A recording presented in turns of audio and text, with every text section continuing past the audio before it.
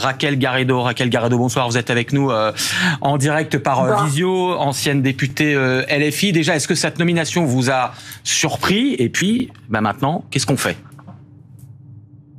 Cette nomination est un véritable scandale. C'est donc maintenant la 3e fois que le président de la République bafoue le résultat des urnes de l'année dernière. C'est une impasse démocratique totale. Ça veut dire qu'il y a quelque chose décidément qui est totalement dysfonctionnel dans notre démocratie. Et les mêmes causes produiront les mêmes effets. Sébastien Lecornu sera censuré. Et donc c'est la raison pour laquelle, premièrement, nous appelons tous les Français à se mobiliser.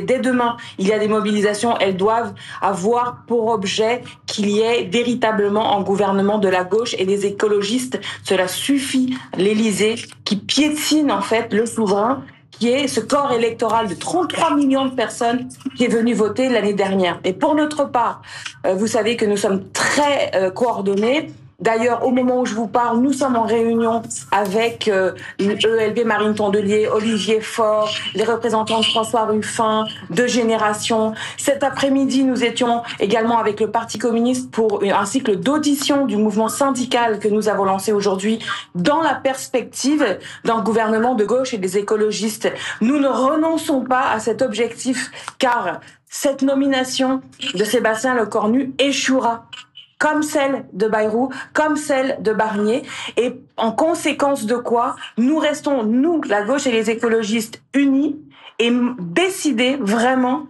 à faire valoir le scrutin et la démocratie. Une autre question, Raquel Garrido, Nathalie Saint-Cric en parlait sur le plateau. Là, Emmanuel Macron nomme Sébastien Lecornu avec, pour lui, à charge dans les semaines qui viennent. A priori, il y a du temps d'aller chercher, des alliances, c'est peut-être un mot un petit peu trop fort, mais de tendre des mains, j'allais dire, un petit peu dans tout le spectre politique. Est-ce que vous écartez toute main tendue, quels que soient les dossiers, quels que soient les sujets, ou est-ce que, j'allais dire, au cas par cas, et c'est ça le principe, pas des coalitions, mais de la politique aujourd'hui, est-ce que vous accepteriez de discuter, de regarder déjà une main tendue?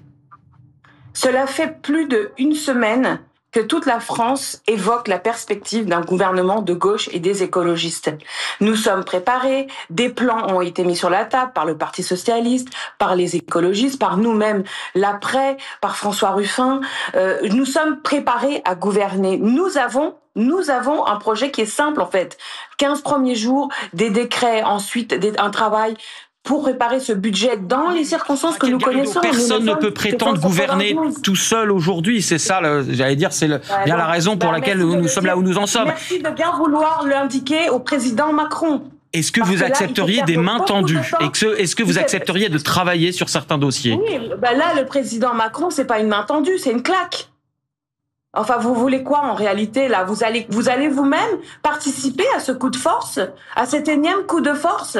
Non, je vous pose la question. Est-ce que je vous pose la question? Est-ce que si Sébastien Lecornu vient vous voir, vous appelle toutes les forces de gauche, vous en faites partie, même si nous-mêmes sur ce plateau hier soir encore, on a vu que les forces de gauche il y avait aussi des divisions, et vous le savez très bien, au sein des forces de gauche. Mais est-ce que si Sébastien Lecornu vous appelle, vous dans les forces de gauche, vous direz bon, discutons et puis on verra bien?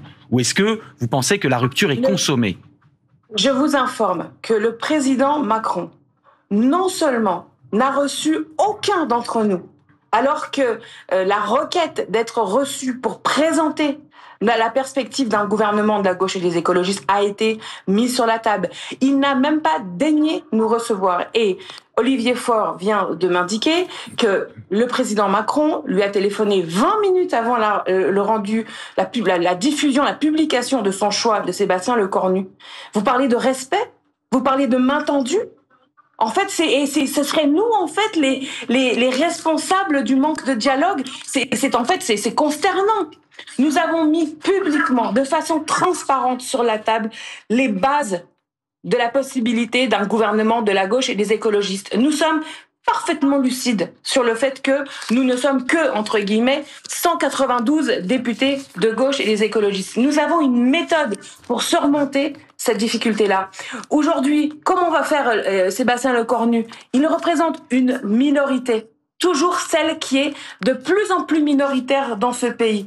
Ce que fait Emmanuel Macron, en réalité, on le voit bien, c'est courir à l'abîme. Il veut absolument, finalement, que la crise soit telle qu'il n'y ait plus d'issue pacifique, que l'extrême droite, le chaos, la détestation de tous contre tous, la violence, finalement, soit la seule issue.